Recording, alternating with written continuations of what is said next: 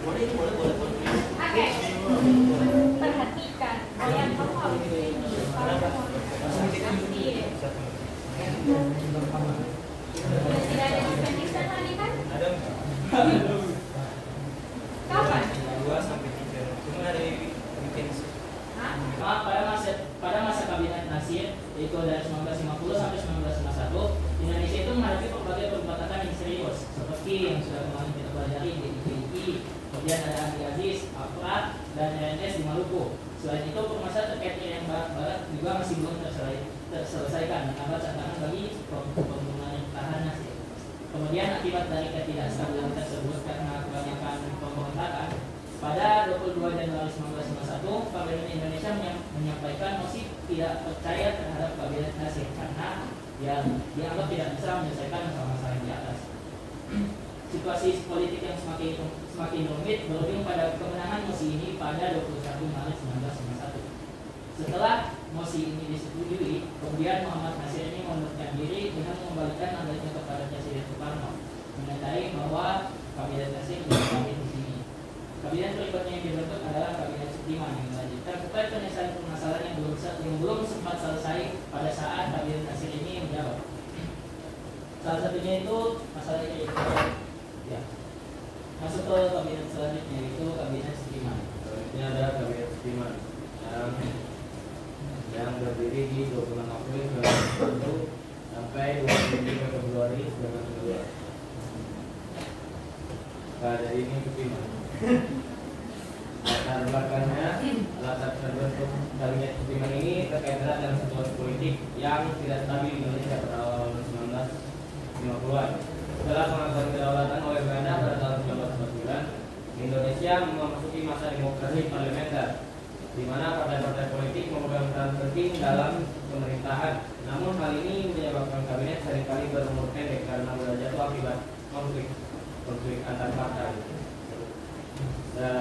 Sebelum Kabinet Sudirman, Kabinet Nasir jatuh pada 1951 karena kegagalan menangani masalah keamanan dalam negeri seperti pemberontakan serta masalah ekonomi yang memburuk. Presiden Soekarno kemudian menunjuk Sudirman Wirjo Sayoyo, tokoh dari Partai Masyumi, untuk membantu kabinet baru. Sudirman diharapkan mampu mengatasi tantangan keamanan dan ekonomi yang semakin mendesak. Sudirman yang memiliki pandangan pro barat diangkat sebagai Perdana Menteri dengan tugas utama menstabilkan situasi politik dalam negeri, terus meningkatkan hubungan luar negeri dan memperbaiki kondisi ekonomi yang terpuruk akibat inflasi yang tinggi. Ya, di sini ada kabinet yang mewakili Perdana Menteri itu ada Zulkifli. Nah, kebijakannya sebenarnya banyak, cuma dipersingkat. Yang pertama ada peningkatan keamanan dalam negeri, terus yang kedua kebijakan ekonomi, yang ketiga perbaikan hubungan dengan negara luar, terus ada Mutual Security Act, terus penyelenggaraan pemilu, penegakan hukum dan pemberantasan korupsi, perhatian dalam bidang pendidikan, pembangunan infrastruktur dan peningkatan kesejahteraan rakyat. Nah, kenapa Kabinet Sudirman ini bisa bubar? Pada saat April 1951 hingga 1992 Februari berakhir karena adanya ketegangan politik yang dipicu oleh masalah kebijakan luar negeri, terutama terkait dengan bantuan militer dari Amerika Serikat. Kabinet Sudirman ini menerima bantuan dari MSA ini, terus sebuah program bantuan dari Amerika Serikat yang dianggap mengikat Indonesia pada kepentingan politik dan militer Barat dalam konteks perang dingin. Hal ini menyebabkan kontroversi dalam negeri karena bertentangan dengan prinsip politik luar negeri Indonesia yang bebas aktif. Penolakan terhadap penerimaan bantuan ini datang dari berbagai pihak, termasuk partai PNI, PKI, serta kelompok lain yang menganggap bahwa bantuan ini menempatkan Indonesia dalam posisi rentan terhadap pengaruh asing, terutama dari blok Barat. Akibatnya, Kabinet Sudirman mendapatkan mosi tidak percaya dari DPR dan pada akhirnya kabinet tersebut dibubarkan pada Februari 1992. Selanjutnya adalah Kabinet Wilopo. Lembaga Kabinet Wilopo, jadi Wilopo itu terbentuk kabinetnya pada 3 April 1952 di tengah suasana politik yang tidak stabil stabil pada masa demokrasi liberal. Setelah jatuhnya kabinet Sukiman akibat menandatangani Mutual Security Act yang memicu protes karena dianggap terlalu kuat dengan Amerika Serikat. Wilopo, seorang tokoh dari PNI, kan sebelumnya tokohnya itu dari Mahasiswa, sekarang baru ganti jadi PNI.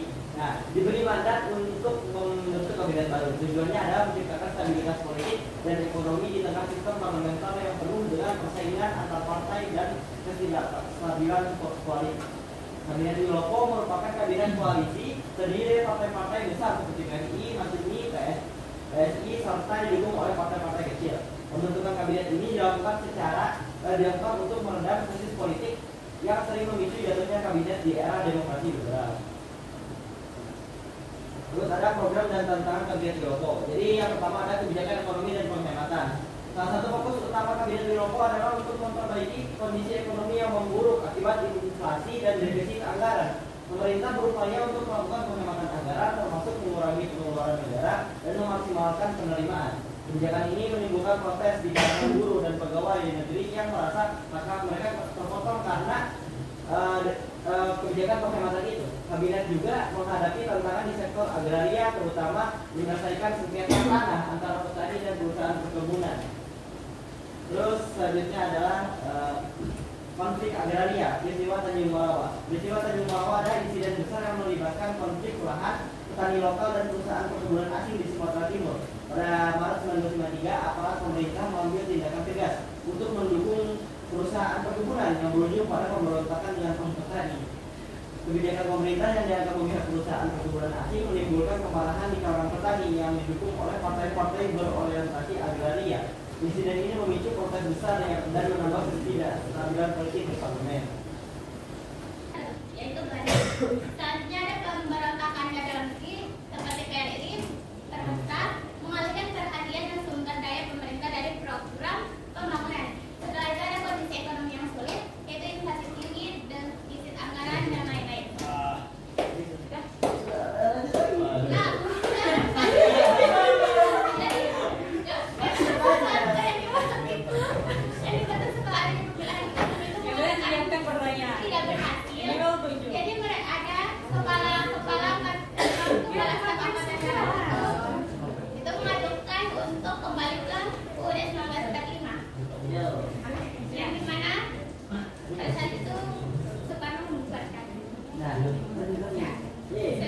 For your information, jadi permasalahan yang barat itu selesai di kabinetnya Juanda. Ya, dari setelah sekian kabinet itu, dia itu selesai di kabinet Juanda melalui perjanjian New York. Nah, nanti kalau yang mau tanya, iya. Selesai, tapi nanti dilanjutkan di demokrasi dan dipimpin. Memang benar-benar selesai. iya. Oke.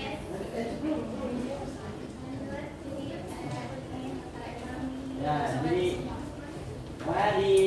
di masa demokrasi liberal ada pemilihan umum 1955. Pemilihan umum itu garis besarnya ada pemilihan yang paling jujur, paling efektif sepanjang sejarah negara Indonesia. Jadi ini ada keberhasilan besar pada masa demokrasi liberal. Lanjut. Yang mana ada PSI, Masyumi dan lain-lain. Iya, ini masih Ada masalah ekonominya di inflasi, terus kekosongan kas negara, dan belum ada ekonomi oleh Belanda. yang tadi Sama Ada juga upaya-upayanya BNI, Planning Board, Indo, BPE, dan lain-lain. Kalau penasaran PPT-nya mau bikin gitu. Lanjut. Nah, ini panjang. Upaya Apa ini? upaya mengatasi beliau ini adalah salah satu ekonom yang berpendapat bahwa pembangunan ekonomi Indonesia pada dasarnya adalah pembangunan ekonomi yang baru. Yang anaknya dilantik. Iya, anaknya Prabowo. Bapaknya Prabowo.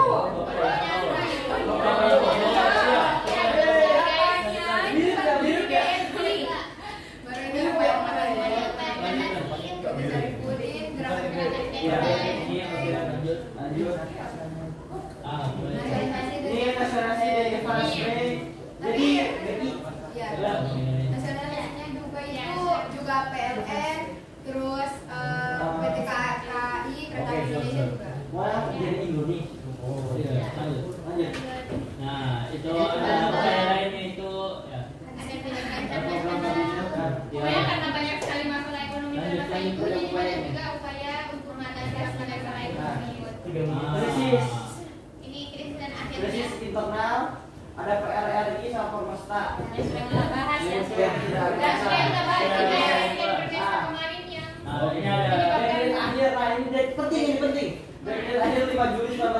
kondisi negara tidak stabil, Soekarno menyampaikan pidato di depan konstituensi menunjukkan agar negara kembali ke UUD 1945 bukan UUDS 1950. Oke, selesai.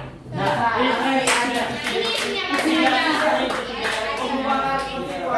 konstituante gagal membuat UUD baru, jadi kembali UUD 1945 dan membentuk MPRS dan DPAS. Oke. Presentasi kayaknya so bisa buka kuliah.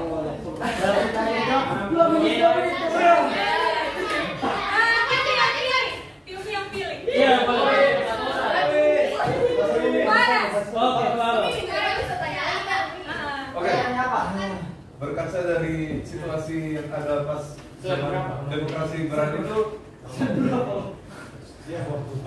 Indonesia itu gagal menciptakan suatu keadaan stabilitas politik yang menjadikan masalah-masalah ekonomi seperti yang dijelaskan tadi.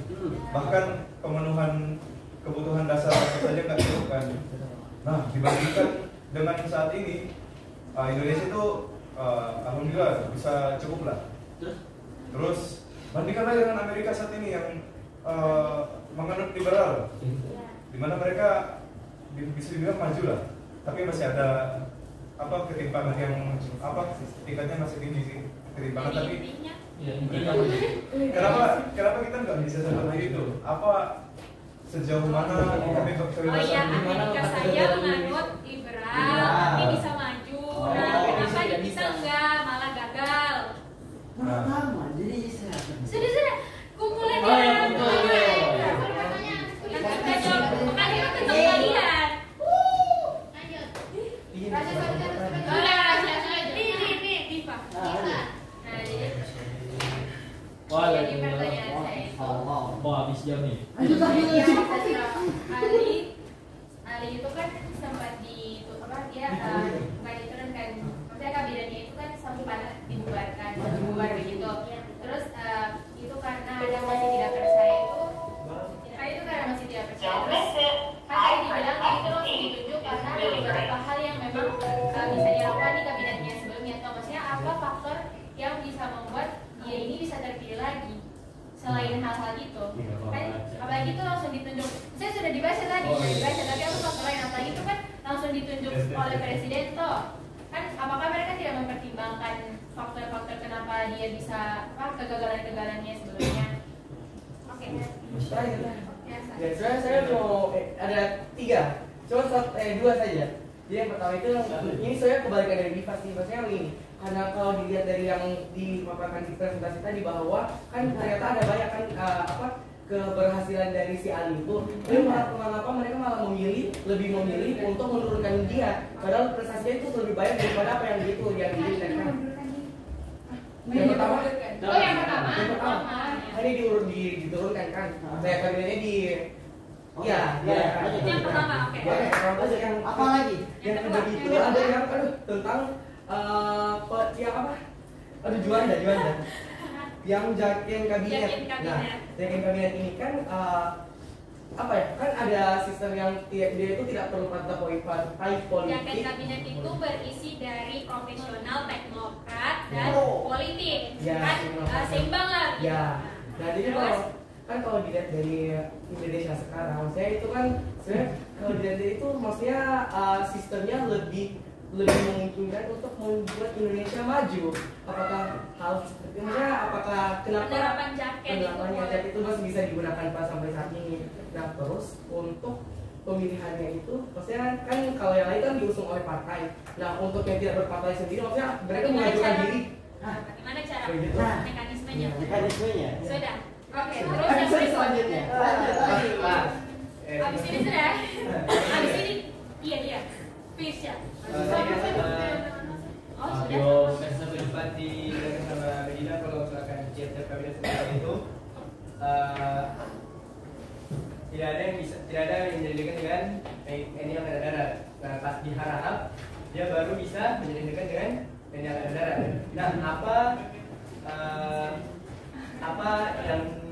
apa yang jadi keuntungan kalau misalkan TNI Harhab itu Harhab itu bekerja sama atau menjadi dekat hubungan baik dengan TNI Angkatan Darat. Oke, siap. Baik, satu lagi. Ada lagi. Mana siapa Ada tadi? sih. Perasaan banyak. Tadi perasaan banyak. Allah. Ya. Panjang-panjang.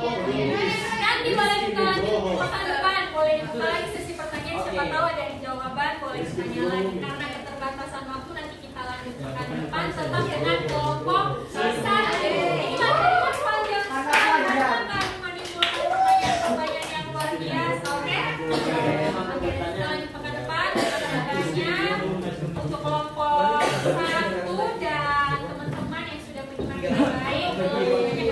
Warahmatullahi wabarakatuh.